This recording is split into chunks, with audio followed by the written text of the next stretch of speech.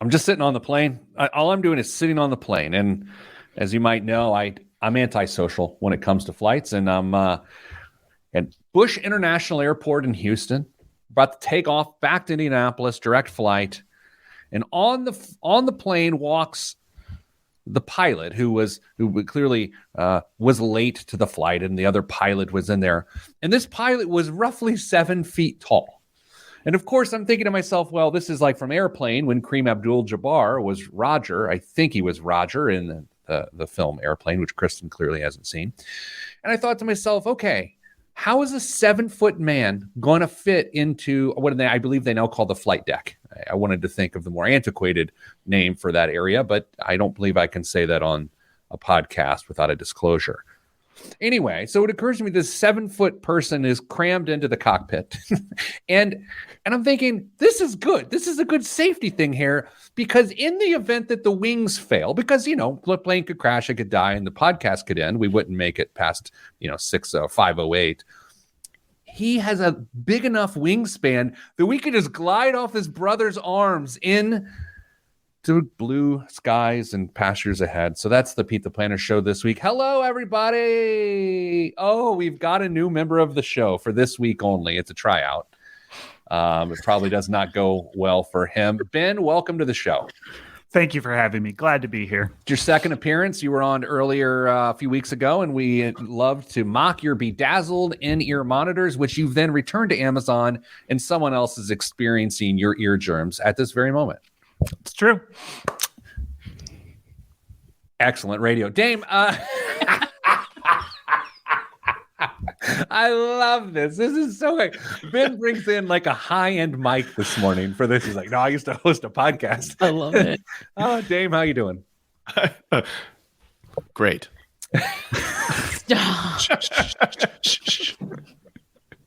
Perfect. Dame, how was the car festival thing? It was fantastic. It was probably the smoothest one we've had more cars than we've ever experienced on Friday and Saturday. Great weather, lots of people. I don't think we could have asked for anything better. Fantastic. Kristen, good Labor Day weekend. Anything going on?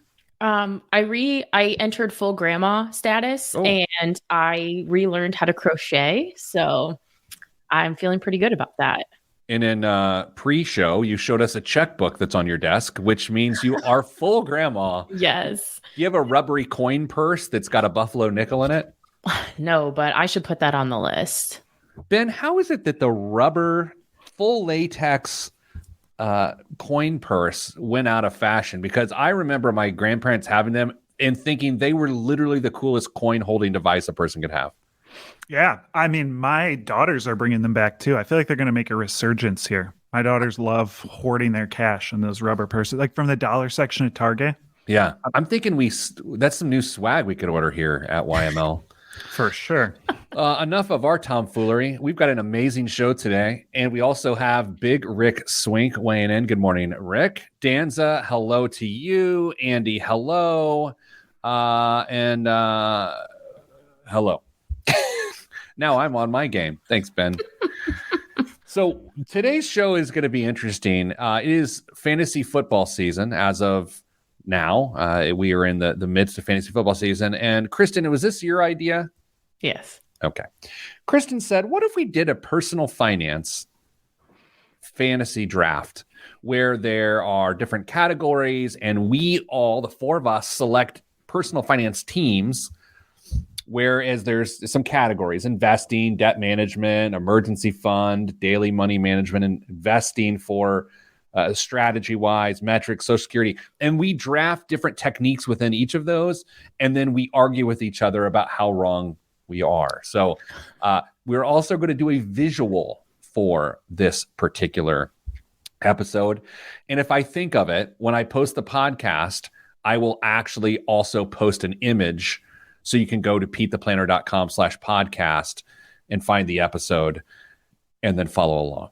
But that being said, that will increase the amount of time I spend on post-production from 2 minutes to 2 minutes and 22 seconds. And I'm not sure I'm willing to invest that in your understanding of what in the heck it is we're doing. Dame, does this seem fair? Do I feel like I'm being quite congenial. Feel like you just shot down the hopes and dreams of every listener when you said they're not worth an extra 22 seconds of your time. Sorry, Jeremiah. Kristen, I did get a text from Aqua this week that said he felt seen and heard when you criticized my vocabulary, and he too finds it difficult. And then his name was spoken at that very moment. So Aqua says hello. Oh, I'm glad that I'm not alone in feeling, I think it's maybe just a generational thing. I'm not like trying to call you out, but maybe it's a generational thing. Boy, Ben. Yeah. But see, Ben's an older soul than both Dame and I, and he's, I don't know, 15 years, are you 10? No one knows how old Ben is. Am I an older soul? I'm not sure. I just want the record to show also before we dive in that I was brought here as a lamb to slaughter. Like, I think everyone should be aware of that. I'm not an award-winning financial mind like the three of these people, and I was brought here to embarrass, basically, right? Kristen, that was the premise. No, that's not true. It wasn't to embarrass Ben. It was to allow other people to think that it wouldn't be weird if they didn't put as much thought into something like this as the three of us would, because we're personal finance experts. Ben is very intelligent. That's how I kicked the whole thing off earlier today. It's just no one expects Ben to know about personal finances. He's in marketing. Why did you say very intelligent and did air quotes when you did it? I did not. Buenos dias, Rochelle. That is Spanish for Ben's going to embarrass himself. All right. Are we ready? I'm sorry, Ben. It's going to be great. I'm excited about it. I was in Houston this week, and I had the most interesting Uber ride of my life from Houston airport to my hotel. I don't want to go too much into it, but I will say we did drive by a Cadillac Escalade on fire, fully engulfed on the side of the road about 20 feet away. And as we're driving by, the tires start popping, the fire truck pulls up. It was intense. Then I get out of the Uber at my hotel, and it was about 180 degrees in Houston. So this person, this was what some call a temple, was not built for Houston, Texas. Who are these people?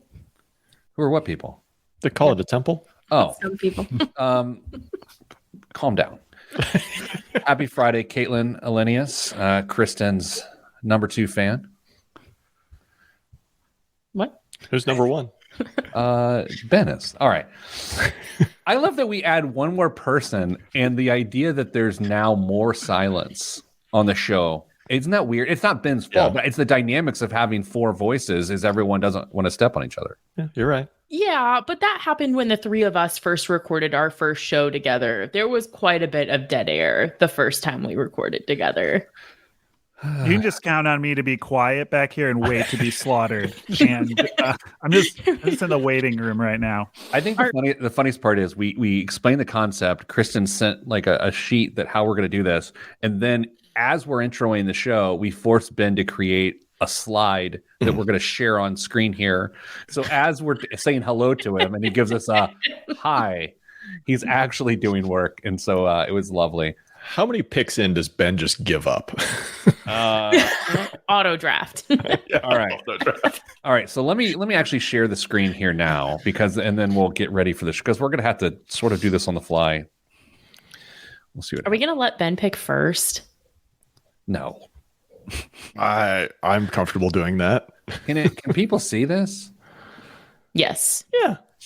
It's a generational thing because I can't. Ben has a way, like Ben and I spend a tremendous amount of time together working, and he loves to use the fonts that don't work from a size perspective for me, and then guffaw when I can't read it. That's the sort of person he is. I do what I can for you. All right. So here we go. I'm going to have to start the show. I'm going to have to explain. Kristen, do you want to explain for the radio show? Do you want to explain how we're doing this? Or do you want me to butcher it? What do you want to do? Oh, I feel like that'll be more fun if you butcher it. Yeah. Okay. How are we selecting who goes first? I think we should take care of that now. Oh, I didn't think about that. Chris? Guess first. Ben can go. Okay, Ben goes first. I think it's funny that Chris just noted on Facebook Live that Ben is still in the green room because he's in our green conference room, and it is a green room.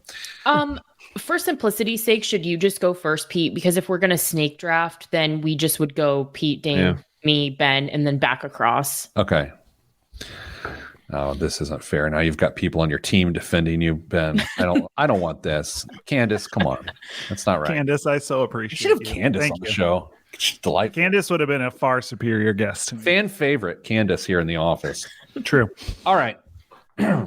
Here we go. What are we going to do? All right. And do you want to tell Ben the times of the segments, or just we need to do that. Don't mess this up, Ben. Write this down. Are you ready? Yep. So you actually need to run your iPhone timer when I start each segment. 9 minutes and 22 seconds is the first segment. Okay. 9 minutes and 23 seconds is the second segment. 9 minutes and 40 seconds is the third segment. And Dame? Nobody knows the last one. It's just more 9:40. It's also 9:40. I know. I didn't. You didn't know that, Kristen? I knew the last two were the same. I know very approximately. So if you've ever wondered, I probably will get in trouble for this. If you've ever wondered how much radio you actually listen to in an hour, add those times together and you will find out exactly how much commercial play is in 1 hour. But that pays for my hair plugs, so let's not judge. I still feel like I'm going to get in trouble for that. Okay. It's on the podcast. He'll never know. One of the first times, so I've done radio for a long time, and one of my first weeks ever was 2009, 2000, something like that. I had a producer, actually he was the general manager of, what was his title? I should know this. Anyway, my boss. His name's Scott Roddy. Really great voice. And he pulled me in, and I'm just being my general self in 2009, which was probably me cranked up by about 5. And I have no idea what I'm doing. I've never actually broadcast. And he was like, because he's using a voice, you're doing a little too much inside baseball on air. And I was like, oh? He's like, but don't talk about the process of radio. Just do radio. People don't want to hear how radio works, and those are our secrets of the dynamics of radio. So just do radio. And now I have a top 1% podcast that literally is how the sausage is made. That's sort of funny, no? Take that, Roddy. Records Roddy was his on-air name. Records Roddy. Do you think there's a big crossover between former radio personalities and air traffic controllers just because of the voice? That's a good question. I got caught up in ATC TikTok once, and you just listen to like controversial air traffic controllers talking to pilots when there's incidents and stuff. It's not really TikTok, it's YouTube. Fascinating. Ben, what's the weirdest that you can talk about on air YouTube rabbit hole that you've gone down? Just yesterday, someone on our team shared a video about sports. It's we like two rather nerdy guys joking about how they like sports, and so I definitely started diving down into some nerdiness there. Dame, weirdest YouTube rabbit hole. I don't know what the professional name is for this occupation, but it's somebody who takes care of like cows' hooves. Oh, that grosses me out, man. Yeah. Kristen, weirdest YouTube rabbit hole. I don't watch YouTube. Jeez, you're the worst. I'm really sorry. For someone I like so much, you're the absolute worst. Thanks for adding to the content of the show, Kristen. Yeah. I don't participate. You can always count on me to bring nothing. Yeah. Ooh, I have one. Pimple poppers. That's it. That's so deep, and you're like these like ridiculously abnormally large abscesses that they're like. Stop! I'm gonna have to put a warning on this show. My favorite is Indian head massages. You're walking down the streets of India. You go into this booth. This guy pours this spiced oil all over your head, and for 40 minutes rubs your head. And that's my favorite thing to watch. And you just watch somebody have their head rubbed. Yeah, I do.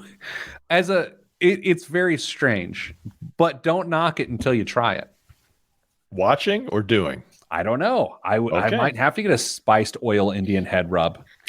Reunion. That's what we're doing for one of the activities. I know. Okay, let's. Yeah. I think we have a listener left. Let's start the show. Okay. Man, explaining this is going to be interesting. But you know what? That's why I went to a liberal arts school. Let's go.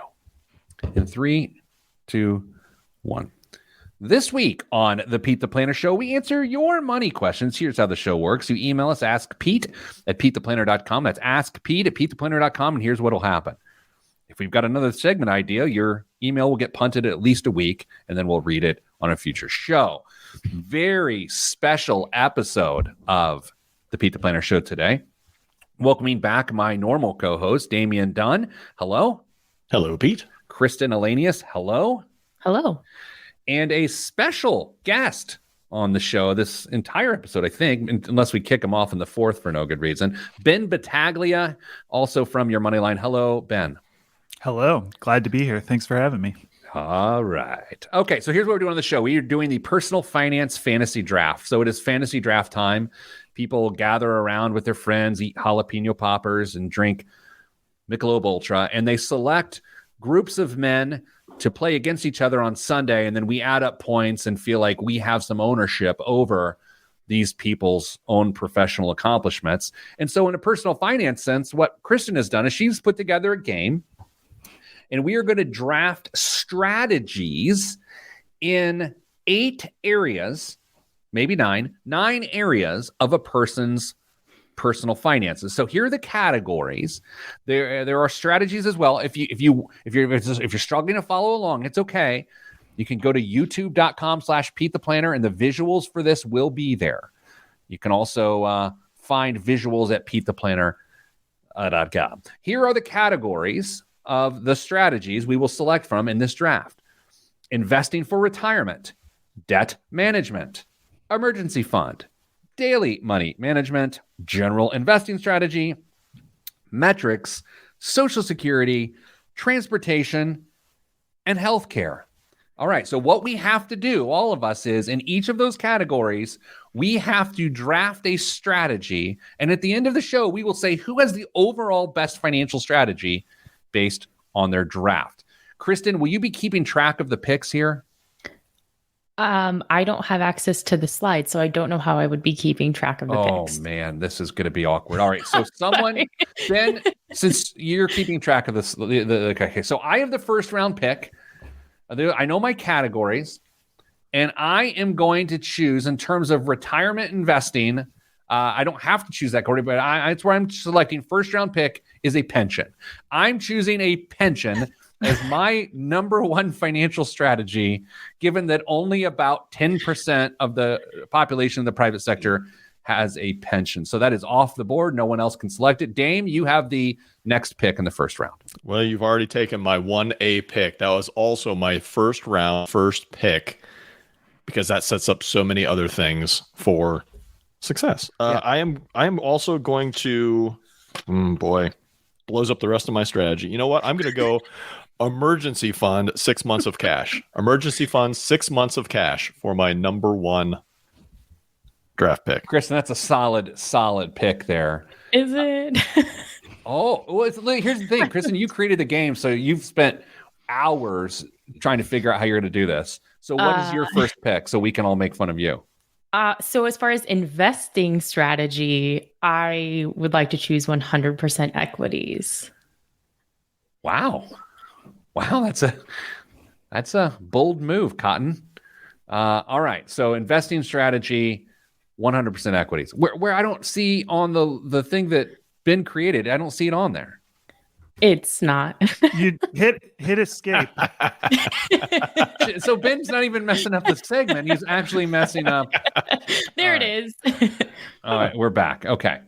Now, we've got Ben, your next pick. This is a lot to ask of me. As a non-financial mind, I'm overwhelmed, which is how most people feel about their money. And I am going to go with a 60-40 investing strategy.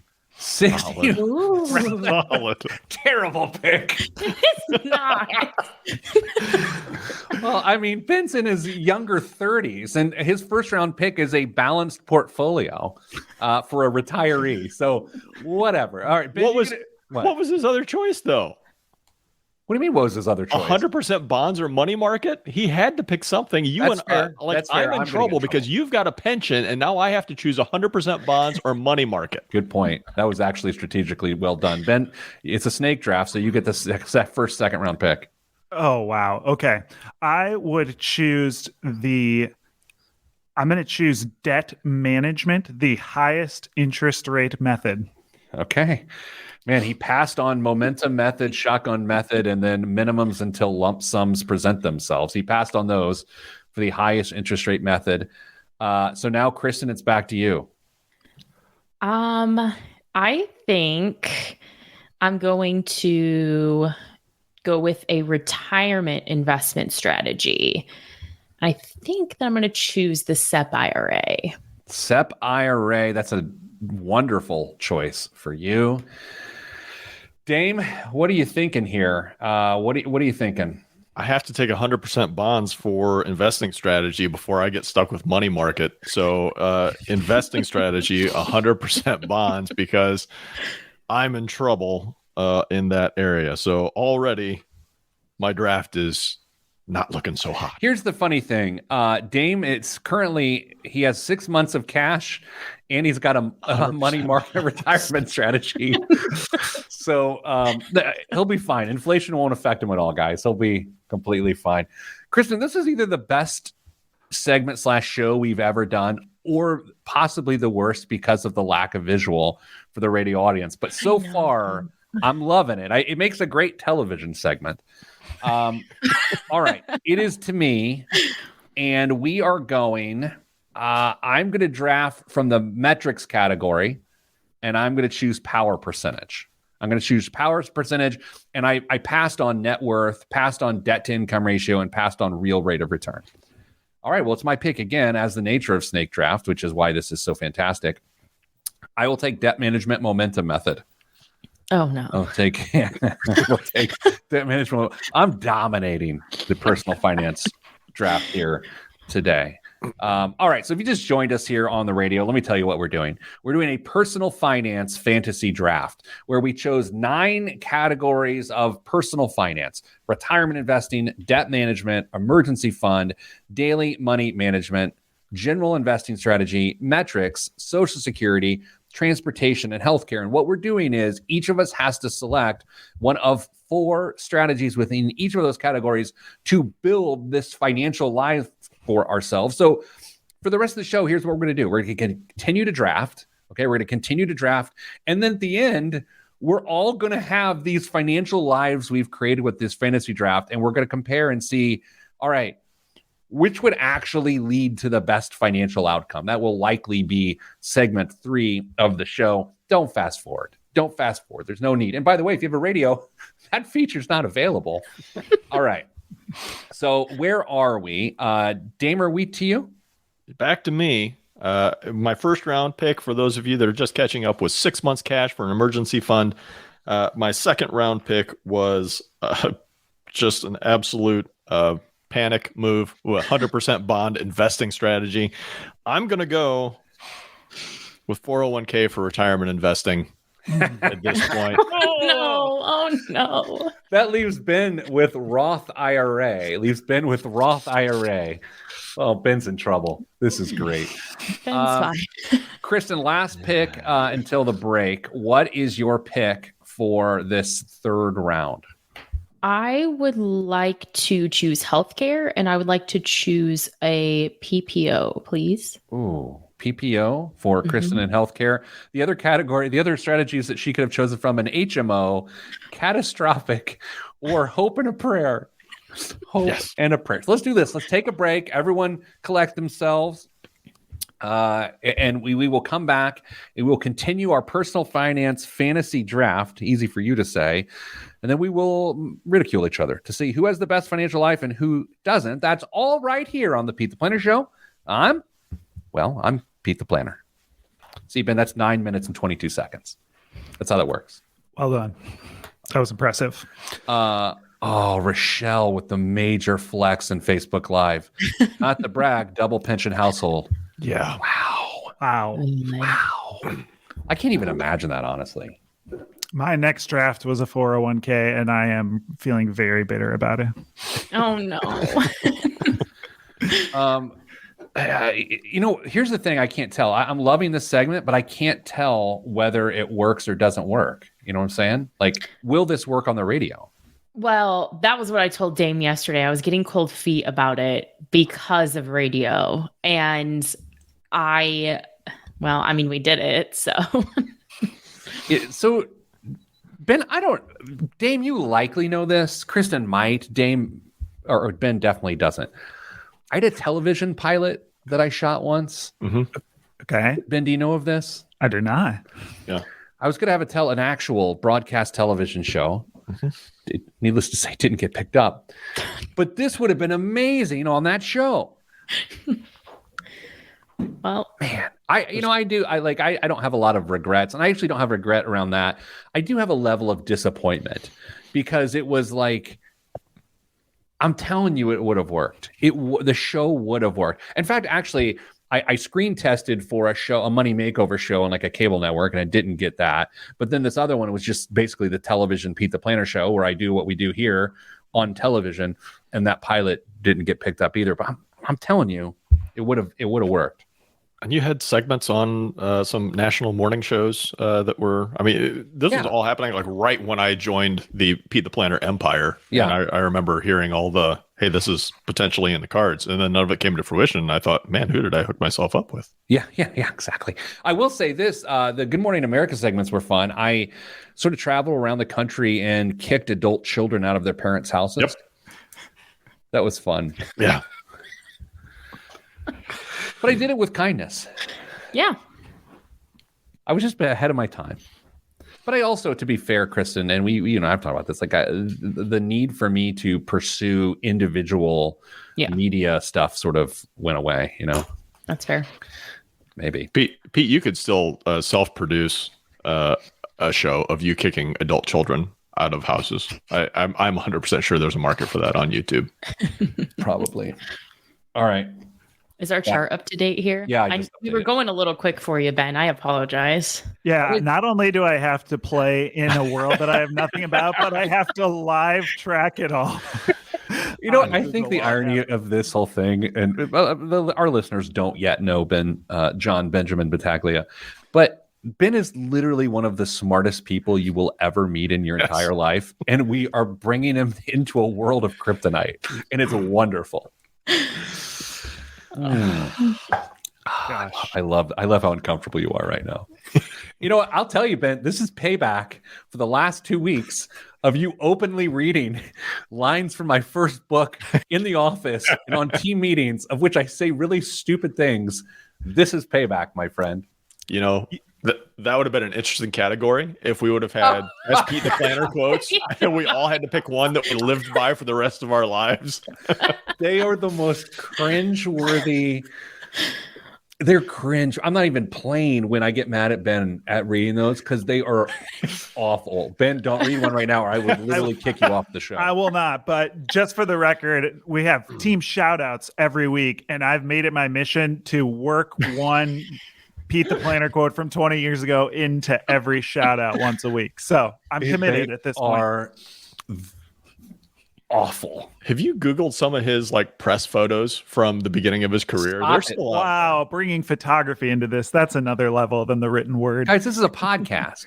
I would go for your team meetings, just to be able to put them as inspirational backgrounds over the quotes over the inspirational backgrounds. I think I could help you out there.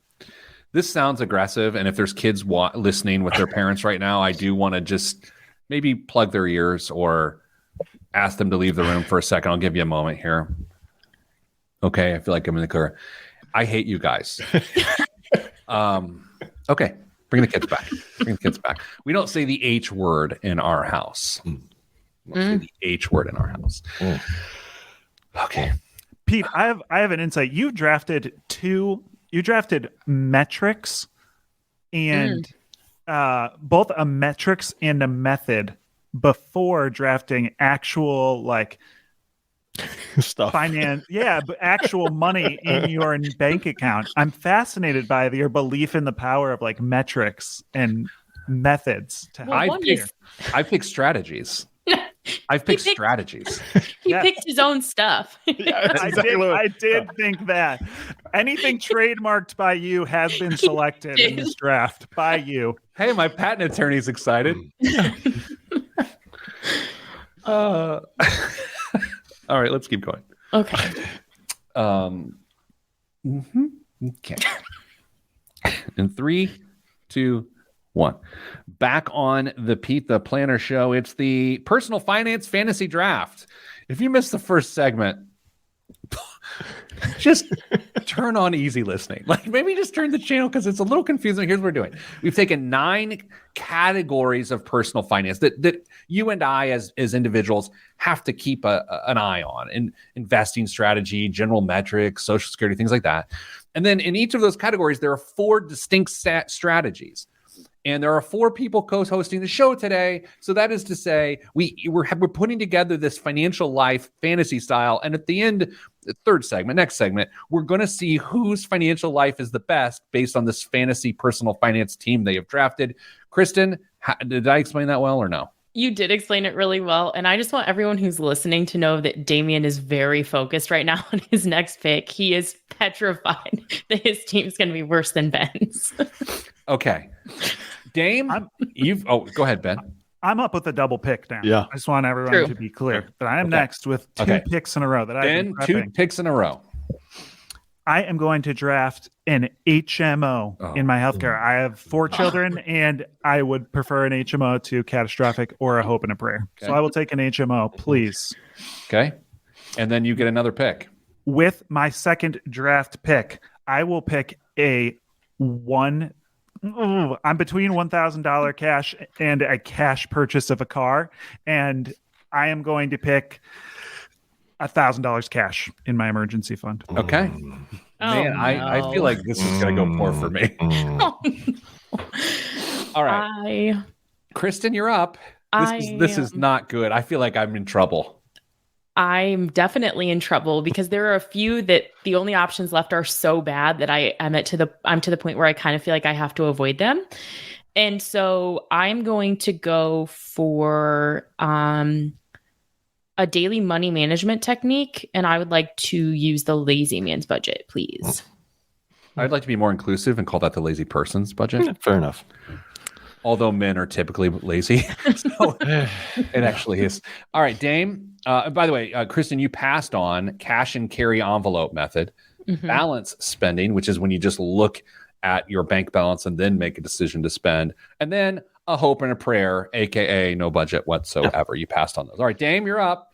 I'm being pushed and forced into this pick a little earlier than I wanted to, but I don't have much of a choice. I got to take what's left. I'm going with catastrophic health care just to make sure my family has some protection, which is better than what is left. And now falls to Pete.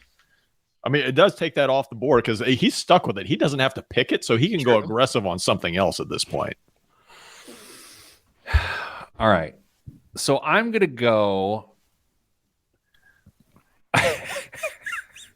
I'm going cash and carry envelope method. I'm going the Dave Ramsey method of budgeting. I think the world just dumped upside down. Oh my gosh. These are the perverse incentives you get on this show, is that Kristen just made me select the Dave Ramsey carry cash around an envelope system for managing my money. This really, I think the show just jumped the shark. And then I'm going emergency fund method, line of credit. Yeah. Because excellent. 6 months cash was gone, $1,000 cash is gone, right? And then I didn't want to choose 401k loan because then the entire bizarro world would be activated.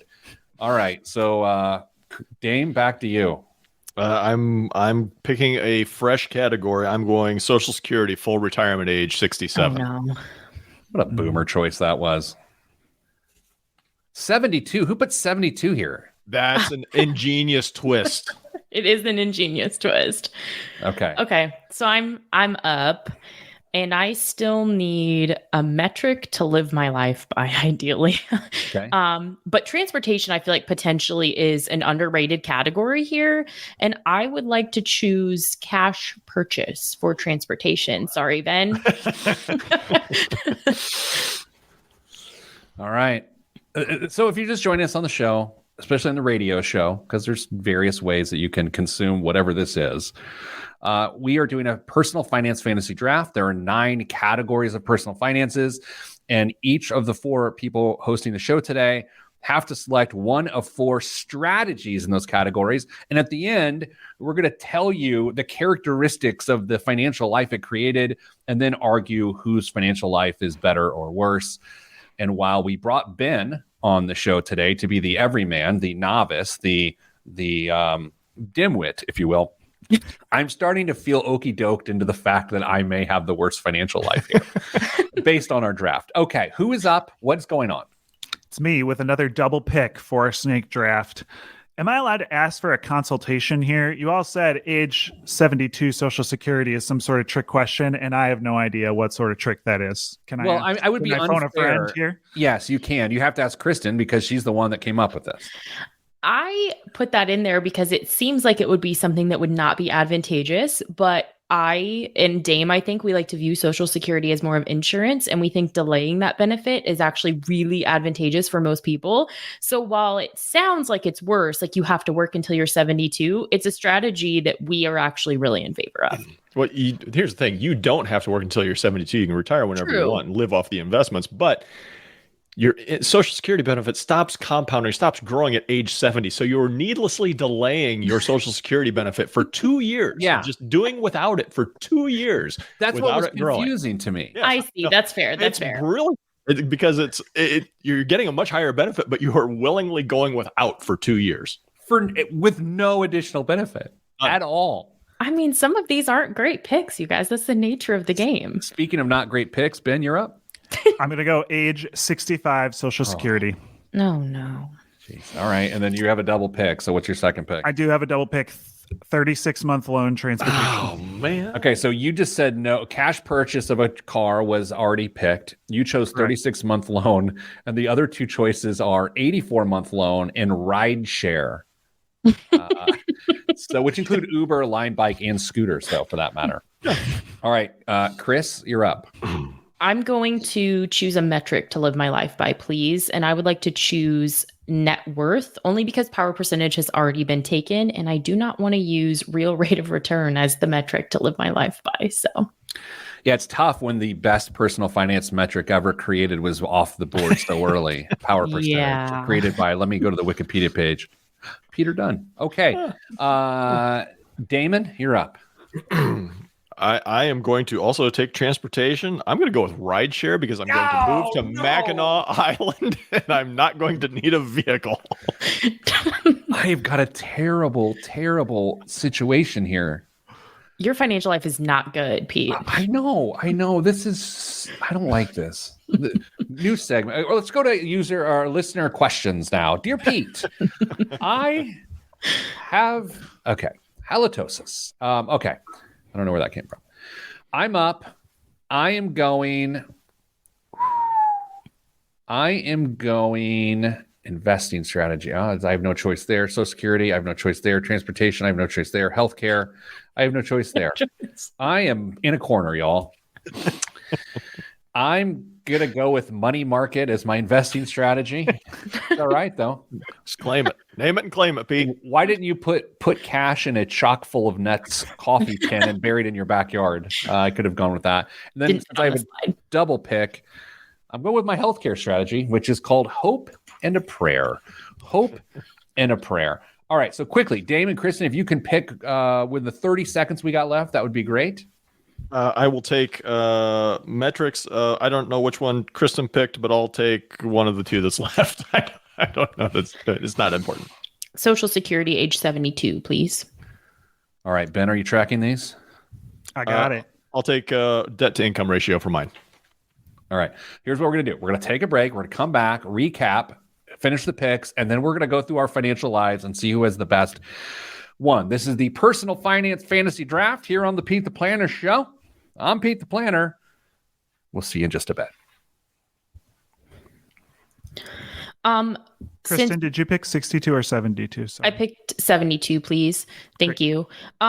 Do we want to just finish out the last round since it's basically nothing and not take radio time? That way the third segment can be discussed. Yeah, let's do that. Yeah. Okay, so it's Ben's got 2 picks now.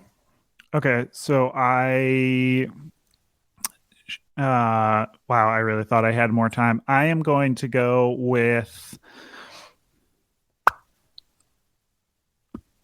I'll edit out this part where Ben thinks way too hard. Thank you. About a Sorry, radio bet. I'm going balanced spending. Okay. And then I have to go with Roth IRA. Man. All right. Okay. Kristen? So I need either a debt management technique or an emergency fund. And my emergency fund is a 401k loan, so that's horrendous for me. A debt management strategy, shotgun method is left, right? No one has. Dame didn't pick Just that. take them both. Yeah, take whatever you want. So I'm going to take the shotgun method. Please. All right, Dame, take your 2. That leaves hope and a prayer for daily money management for me. And Ben, there's some other singles that are left on there that you can fill in, like metrics for yourself, and investing for retirement for yourself. You can fill in as well. Now even the podcast is switch over to Joe Rogan. I know. Who's 84-month loan? Me. Who's stuck with that? Pete. For transportation. Yep. And Social Security, I've got age 62. And Pete has 62 for it. Yeah. Okay. All right. So Ben, you finish that up. It's pretty self-explanatory. Poor Ben. You're fine. Jamie, finish that up. Jamie, pull that up. I don't know if that's a reference to Joe Rogan. Joe Sorry. Rogan. He's always talking to his producer. Always like, Jamie, pull that up. Jamie, do this. Jamie, do that. I've Jamie, do we have that? never listened to the Joe Rogan podcast. Actually, I have one episode. Who did I listen to? It was like a 3-hour interview. But are they all They're like all 3-hour interviews? Yeah. They're all multiple hours. Yeah. Who has time for that? Okay. Okay, let's go back and we're going to read people's financial lives on the air. We're going to start with the guest, Ben. Actually, we're going to go Dame, Kristen, Ben, then me. Dame, Kristen, Ben, then me. Okay. And here we go in 3, 2, 1. Back on the Pete the Planner Show. It's the Personal Finance Fantasy Draft. We drafted different strategies within 9 different categories of our financial lives, and now we have complete financial lives. We are these entities that choose these strategies in these various categories, and we are going to tell you what it looks like. So here's the order we will go. Dame will go first. He will tell us in each of the categories what are the strategies he's employing. Then Kristen will give hers. Guest host Ben will give his. And finally, I will take the last shred of credibility that I had left away, and I will read mine. So Dame, we're cramming all 4 of these reads into this. So where are you from a strategy standpoint? All right. For my investing opportunity for retirement, I've got a 401k debt management approach. I'm rolling with the minimums until a lump sum presents itself that I can put towards those balances. Emergency fund, 6 months of cash. That is incredibly conservative and the best pick on the board. Daily money management, hope and prayer. Hope and prayer. It's going to work just fine. You know, it's one of the most popular methods out there. Yeah. And the masses can't be wrong. Investing strategy, pretty conservative guy. I'm going 100% bonds, but I can choose different levels of risk in there as well. Metrics, debt to income ratio. It's a horrible pick. I got to be honest with you. Social Security, full retirement age 67. Solid. Goes right along. And transportation, ride share, because I won't need a car in retirement. And healthcare, catastrophic, because it's better than a hope and a prayer. You know what, Dame? That's not bad. There's ebbs and flows, but there's, I mean, I'll tell you, your strongest things you got going are the 401k, 6 months of cash, full retirement age. And I would argue rideshare, especially in the line of scooters, might be the best pick on the board. I think I've picked something that's actually kind of reflective of who I am. Pretty conservative. I mean, obviously way more conservative than I would intend to be or am, but I don't think this is too unbelievable for me. Kristen, you're up. So for my retirement investing strategy, I chose the SEP IRA because the contribution limits are much more generous than the other options. Sneaky good pick. It was, and I felt bad for Ben on that one. So debt management, I chose the shotgun method, which is this idea of you kind of just round up balances or round up your minimum payments and pay extra on a lot of different balances. It's not a bad strategy, but it's not the most strategic method I could have chosen. My emergency fund, however, is a 401k loan, despite the fact that I didn't choose that, which is a little ironic. Daily money management, the lazy man's budget, the best one out there. Investing strategy, 100% equities. We know that's who I am as a person as well. My metric is going to be net worth. And then Social Security age 72, which is kind of a good but a sneaky bad pick at the same time. Transportation, cash purchase, which we're all pretty big advocates of here. And then healthcare is a PPO.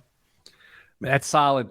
Kristen, it is. I'm trying to look here. What's the worst thing you got? And 401k loan emergency fund is the worst thing you have, but everything else is pretty good. Ben? Here I go. How's it look?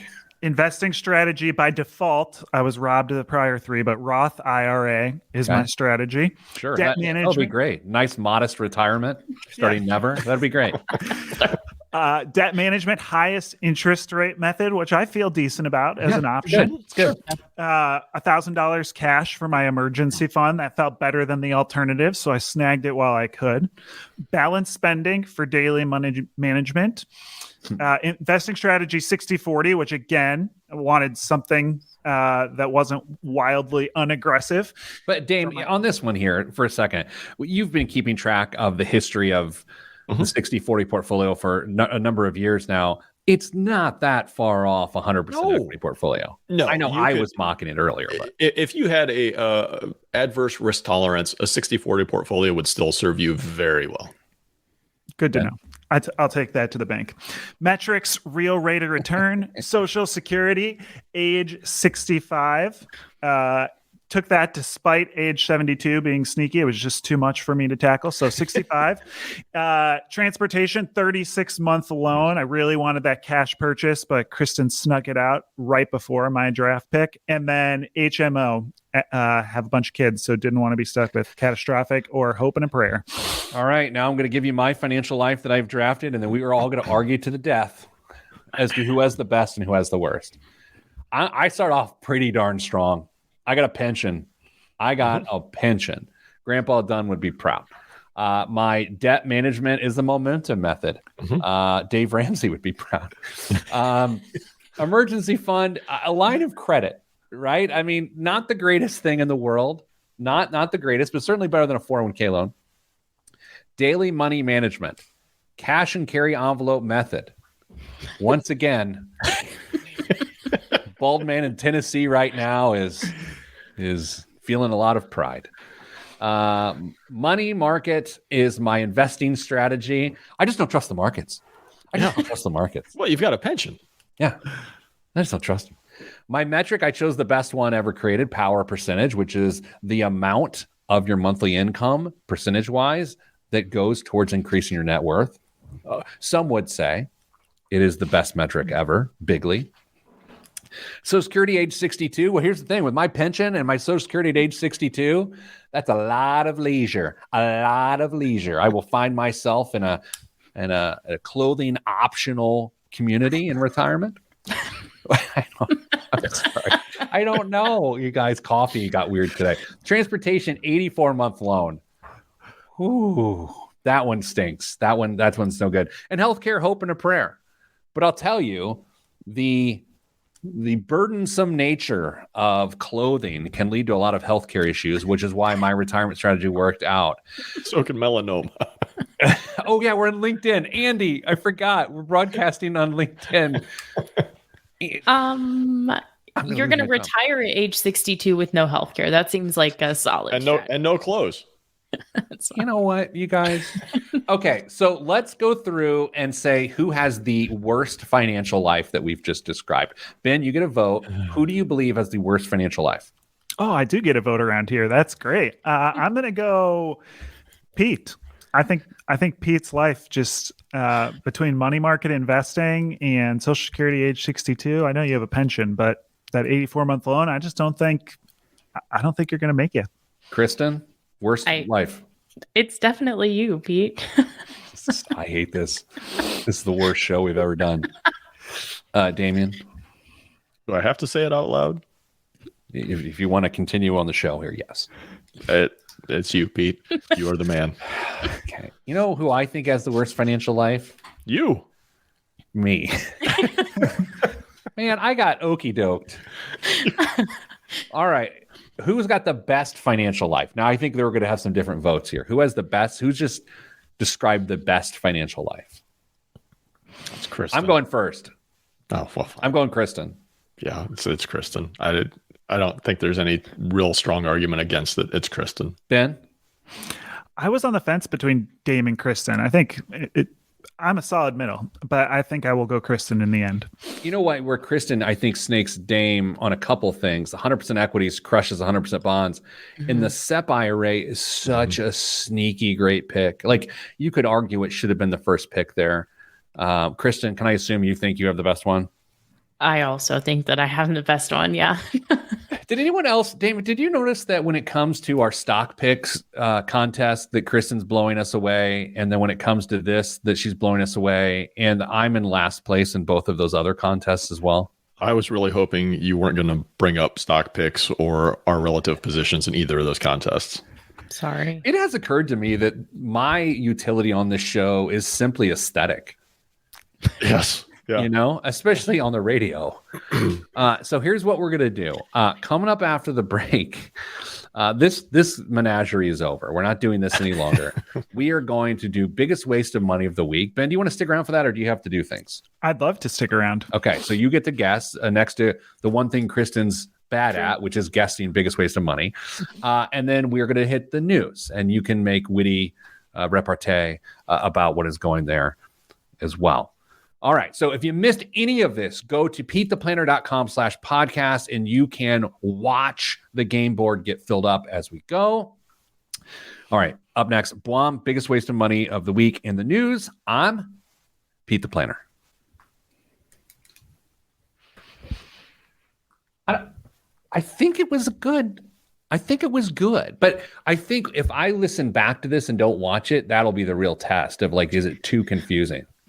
I think it was a little confusing. I think we could have done a little more pre-show planning on it.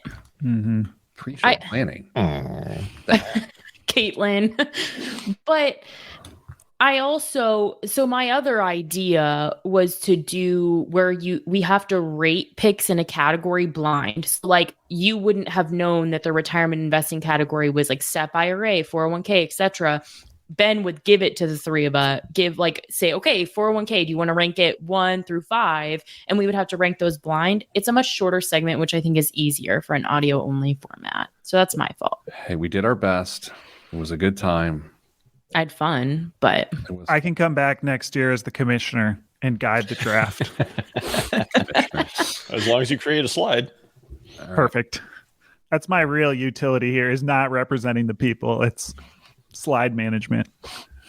All right, so I've got to get ready to share the screen and start the final segment. Let's get going, because I do believe we have to do some work today as an organization. Let the other 25 people work or whatever, right? We'll just have some fun. Okay. Let's start in 3, 2, 1. This week's biggest waste of money of the week right here on the Pete the Planner Show is drink simple maple water. When most people think of maple trees, they think of syrup, but they also produce water, a clear, nutrient-rich liquid that flows through the trees in the early spring. An excellent alternative to soda, Drink Simple Maple Water turns this natural elixir into a tasty, flavorful, and health-boosting drink, packed with 46 plant-powered electrolytes, prebiotics, and antioxidants. It's faster hydrating than water, naturally low in sugar, offers anti-aging effects, reduces oxidative stress, and improves VO2 max and athletic aerobic performance. Available in 4 refreshing flavors: orange cream, raspberry lemon, tart cherry vanilla, and blackberry lemon, as well as in its original form. Okay, so you all, the package of this, you get 12 cans, 12-ounce cans, 12-ounce cans. It's 144 ounces of maple enjoyment.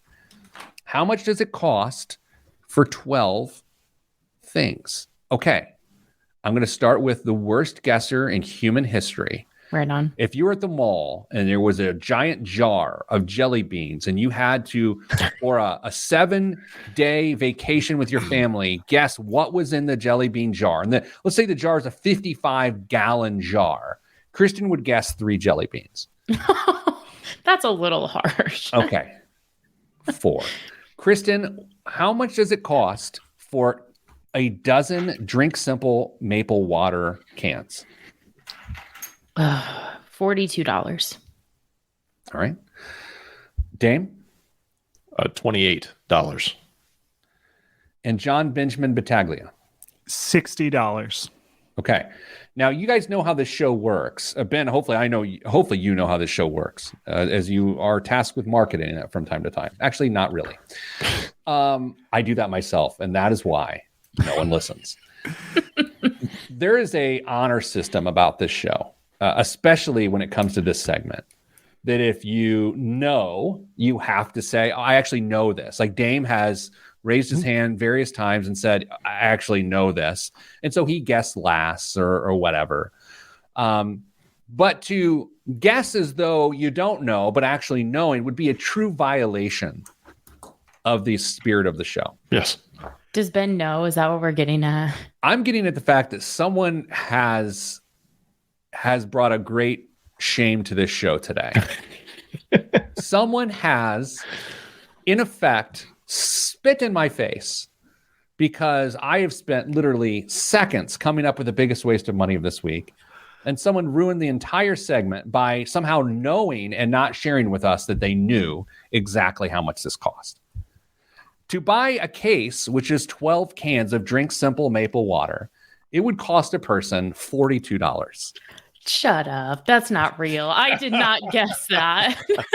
Kristen has committed a great crime upon our show. I mean, I know why you would think that because I am the worst guesser in the world, but you also have to think about the market for beverages like this. And I am the target market.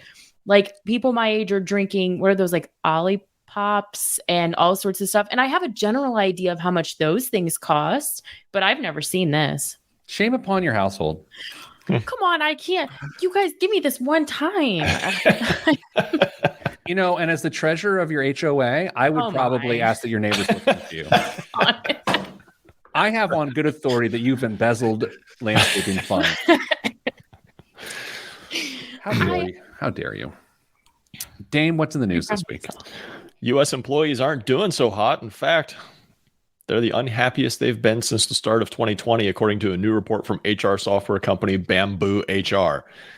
The finding joins a growing list of recent surveys showing that workers feel unmotivated by and disengaged with their 9-to-5 jobs.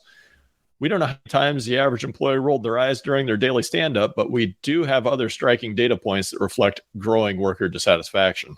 Of the 57,000 workers across 1,600 companies polled by Bamboo HR, employee sentiment dropped 10 times faster since January 2023 than in the previous 3 years. Another gauge of worker motivation from the ADP Research Institute hit its lowest level in August since June of last year. Bamboo HR reports points to a lingering health and economic impact of COVID, layoffs, and the return to office mandates. Employees in the tech industry, where RTO mandates have been on the rise, recorded the sharpest decline in happiness over the past 3 years, negative 145% if you're keeping score at home. And many are deciding they'd rather quit the commute. For example, when Grindr, Pete, you're familiar with Grindr, the dating app told all 178 employees to return to the office at least 2 days a week last month, roughly 45% of them resigned. They couldn't go in 2 days a week. And a Deloitte report from August found that 66% of remote workers would quit their jobs if they had to go back into the office 5 days a week. Kristen, is all this talk about quitting with full-time RTO something to be concerned about or just bluster? I think it's definitely something to be concerned about, because the other side of that story is I have friends who were hired to be remote employees who think that they might be forced to go to their office. And I don't think that that's in good faith. If you were hired to be a remote employee, now, if you were someone who they were like, if your employer said you can be hybrid, and that was maybe loosely defined, or you were originally supposed to be in office and now they're calling you back, I think that's different. But if you were hired as a remote employee and someone is telling you then that you have to go to the office, good for them. Pete, you've got feelings about this topic. Where do you stand? Ben, what are your thoughts? I think it's all about expectations, to Kristen's point. If you had those expectations from the beginning that you were going to be fully remote and suddenly they're pulling the rug out from under you, I can understand that. But if there was a lack of clarity, then rightfully so to feel frustrated about it.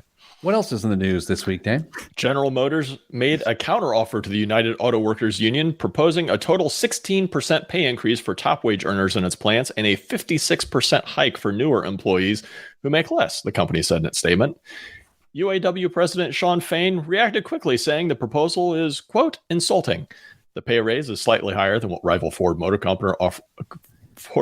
Company offered the union, but is still well short of the 46% raise that would result from the UAW's opening bid. GM also included $11,000 in inflation protection payments, a shortened period to the top wage, and better pay for temporary staff. Quote, after refusing to bargain in good faith for the past 6 weeks, only after having federal labor board charges filed against them, GM has come to the table with an insulting proposal that doesn't come close to an equitable agreement for America's auto workers, Fain said in a statement. Quote, GM doesn't care or isn't listening when we say we need economic justice. The clock is ticking. Stop wasting our members' time. Tick tock. Here's the thing.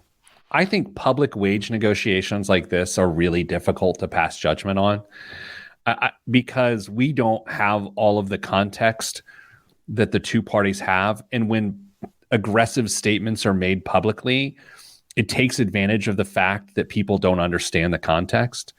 And so I always find that disingenuous, whether it be, pilots, unions negotiating publicly, or auto workers or teachers. I think it's unfortunate that people negotiate on either side in the media, because at first glance, it seems like a reasonable offer. I mean, that's a pretty good wage hike. But since we don't have the context to pass judgment on it, and all we get on the other side is that it is insulting, it's really hard. But I guess that's the nature of the labor movement, maybe? I don't know. Is that Ben, how do you view that? I mean, you went to school in Michigan, so you basically are management at GM. Basically, I'm an auto worker. Yes. Yeah. No, I agree with you. I think that it's a rough. They're playing the game of public perception here, and hard for us to know exactly what the behind the scenes story is there. All right. Well, Ben, thank you for joining us for the entire episode of the show. You may get invited back if both of these folks get some sort of communicable disease. Kristen, thanks as always for coming up with the game, and Dame, thanks for being you. Sending you good vibes, because good vibes are all that's in the budget. I'm Pete the Planner, and this was the Pete the Planner Show. Woo! Man, that was like the Odyssey. That was a 103-minute show, or probably an hour and 3-minute show. I'm not good with math. Sorry, it's Friday. I'm out of math. Ben, great job. This is a lot of work. You all are talented. Well, Kristen and Dame are. Yeah, this is. That was great. Thanks, Kristen. That was fun. Good job. I don't know if it's going to come off. I'm just being honest, but I really liked it. Yeah, I feel the same way. I also don't want to hear if people liked it or not. Like, if you don't like it, don't let me know. Like, just lie to me. Be like, no comments. No comments. When I don't want to comment on something, I don't comment on it, right? That's fair. Dame, good to have you back after a little car festival situation there.